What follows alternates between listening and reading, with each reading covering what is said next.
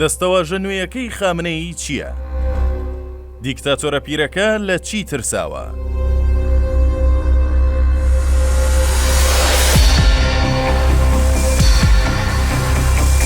زیاتر لە 4 دەیەیە کۆماری ئیسلامی ئێران حکم بەسەر هەموو نەتەوەکانی ئێراندا دەکات. لە ماوەی ئەم 4 دەیەیەدا سەرکوتوو بێدەنگکردنی ناڕەزایەتیەکان، سڕینەوە و لە سێدارەدانی دژبەران، دوورخستنەوە و زیندانیکردنی ڕخنەگرانی سیاسەتی سەرەکی ڕژێمەکە بووە بەرامبەر بە خەڵکی ئێران.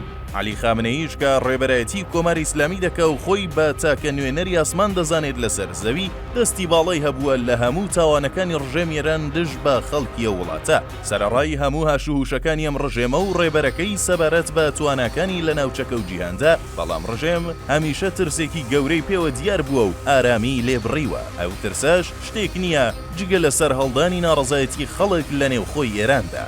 جیاواز لەوەی سوپای ئیسرائیل لە ماوەی ڕۆژانی ڕابردوودا هێرشی ئاسمانی کردە سەر ناوەندە سەربازیەکانی کۆماری ئیسلامی ئێران و ئەو ڕژێمە دەستەوەستان مایەوە لە بەرامبەر هێرشەکاندا، علی خامنەیی تەنیا لە پەیامێکی کورتدا ئاماژەی بەوەدا کە هێرشەکانی ئیسرائیل گەورە و بەربڵاو نەبووە و زۆری گەورە مەکەن.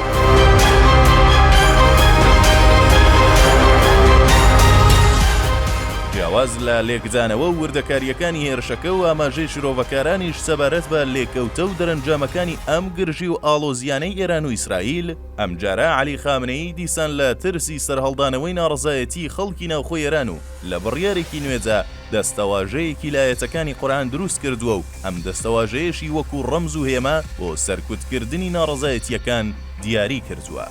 ڕێبەری کۆماری ئیسلامی بە سوود وەرگرتن لایەتەکانی سوورەتی ئەحزاب دەستەواژەی مەرجفوونی داهێناوە و مەبەست لەم دەستەواژەیەش بێدەنگکردنی ڕەخنەگران و بڕینی زمانی نێران و ترساندنی زیاتری خەڵکی ئێرانە.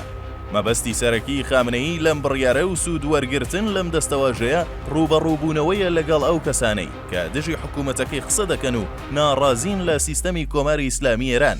هەربۆیە لە بڕیارێکدا ڕوو بە هەموو دامەزراوە و ناوەندە سەربازی و سەرکوتگەرەکانی ڕژێمەکەی ڕایگەیاندووە کە لە ئەگەری بەکارهێنانی ئەم دەستەواژەیە واتە مەرجفوون دەست لە هیچ شتێک و کەسێک نەپارێزن و بەو پەڕی هێز و تواناوە سەرکوتیان بکەن. لێرەدا پێویستە ئاماژە بە یەک خاڵی سەرەکی و گرنگ بکەین کە کۆماری ئیسلامی لە ماوەی ئەم 4 دەیەی دەسەڵاتدارەتیدا پەیڕەوی کردووە.